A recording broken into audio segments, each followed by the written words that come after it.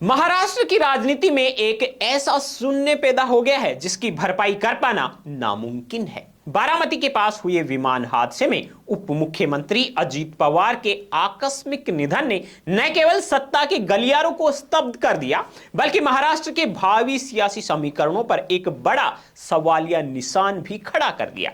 सवाल गहरा है, अजीत पवार के बाद आखिर कौन? क्या उनकी विरासत को संभालने के लिए कोई कद्दावर चेहरा सामने आएगा, या फिर अजीत गुट के विधायक एक बार फिर शरद पवार की छत्र छाया में लौट जाएंगे? दोस्तों, इस समय सबसे बड़ा सवाल महाराष्ट्र के अगले उप मुख्यमंत्री को लेकर है। अजीत पवार महायुति सरकार में न केवल एक मंत्री थे, बल्कि वे बीजेपी और एकनाथ शिंदे गुट के बीच एक बेहद मजबूत कड़ी थे। उनके पास न केवल विधायकों का समर्थन था, बल्कि प्रशासन पर उनकी पकड़ बेमिसाल थी। वर्तमान परिस्थितियों में अगर वरिष्ठता की बात की जाए तो छगन भुजबल का नाम सबसे प्रमुखता से उभर रहा है। भुजबल के पास लंबा प्रशासनिक अनुभव है और वह पहले भी उप मुख्यमंत्री पद की जिम्मेदारी संभाल चुके हैं।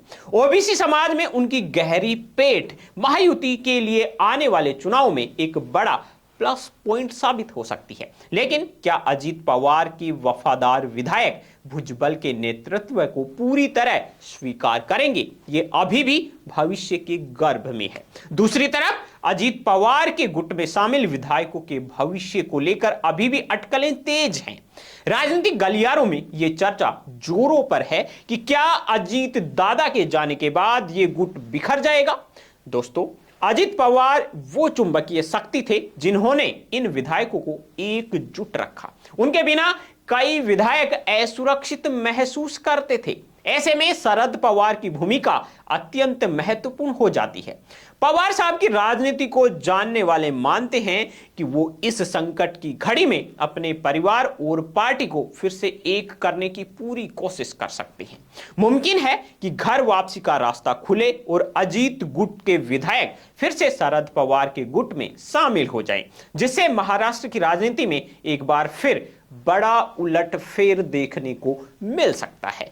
पवार परिवार की निजी विरासत की बात करें तो सबकी निगाहें पार्थ पवार पर टिकी है।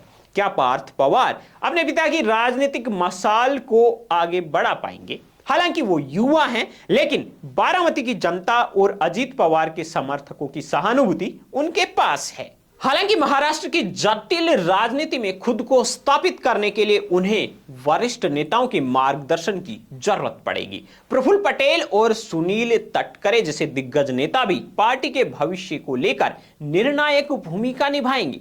फिलहाल महाराष्ट्र एक गहरे शोक में है।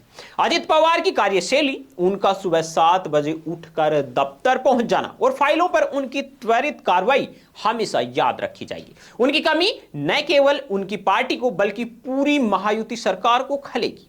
आने वाले कुछ दिन महाराष्ट्र की सत्ता का नया चेहरा तय करेंगे। ऐसे में क्या सत्ता का केंद्र छगन भुजबल की ओर झुकेगा या शरद पवार एक बार फिर पूरी कमान अपने हाथ में ले लेंगे?